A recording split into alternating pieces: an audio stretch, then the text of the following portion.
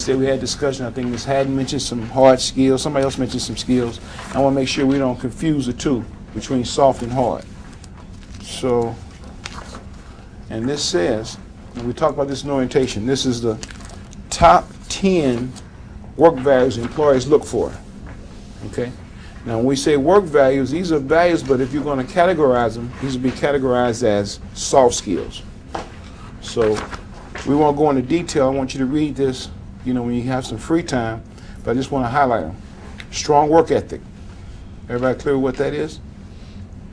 The second one is dependable and responsible. Possessing a positive attitude. Remember I said yesterday that when we paneled employers, one of the things that every employee said across the table, if they could get more employees or more potential employees with positive attitudes, coming to work, giving an honest day's work for an honest day's pay. Okay? Adaptability. Like you guys have seen it in here. We were remodeling, so we had to adapt. You know, I could have been stringent and rigid, but it wouldn't only affected me, it would have had an effect on you, because I wouldn't have came off authentic, I would have been confused, you know, sidetracked. So employers want that. They want you to be able, and another way to look at that is thinking on your feet.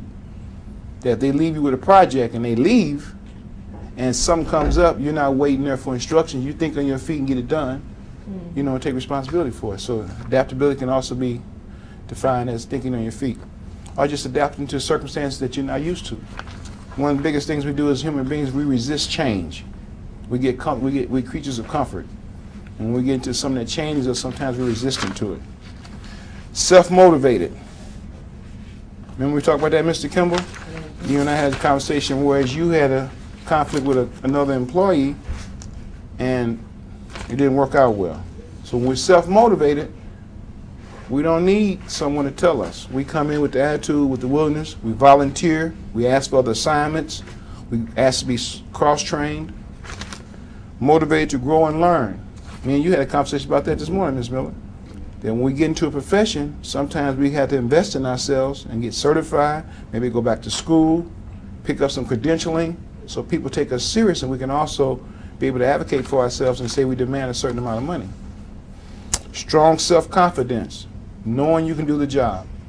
And that's why I keep pushing that when you research companies and research jobs that you have the skill set for, not saying you can't change it and increase or go into other careers, but it gives yourself a bit of self-confidence so you can articulate yourself and sell that to the employer.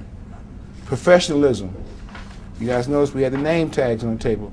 We're not referring to each other to hey and G and you. We're calling each other by names. You go into a work environment, it's very important.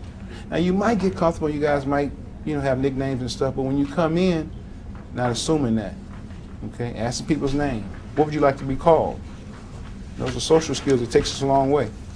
Loyalty. And when you're interviewing, you might have an employer ask you, well, why did you leave your last company? Then not open the door for you to say something negative about that employer. Because if you say something negative about that employer, they feel you might say the same thing about them. So loyalty means that even if you change positions, you still say, well, maybe we had change in values, maybe we have a change in directions. I want to go in this direction, they will go in that direction. We'll talk about that on the interview. Any questions about that? Does this seem beneficial? Okay, great. I'm going to give you two types of master applications. Because number one, they ask two different sets of questions, but the reason we're giving these out is that please take the time, find out, most employers want your last 10 years of work history. Make sure you get the company's address, the proper phone number. If they ask for supervisor's name, they're going to ask for skills, title, get dates, get all that right, please. Remember, a complete address is the street number, whether it's a suite or not, whether it's an avenue, street or court, city, state, and zip code. Okay, phone number includes area code. And then remember that if you got something in the application that doesn't apply, you don't leave it blank. What do? NA. NA, draw a line in the NA, which means non-applicable. Because what employers see when you leave the application blank, they think you skipped a question. Okay? All right, so here's one form of a master application. You choose which one you want to use, but you know, you might want to fill both of them out. It's going to take you some time because you got to do the research. Now, this is another caveat that I would suggest that you can use. A lot of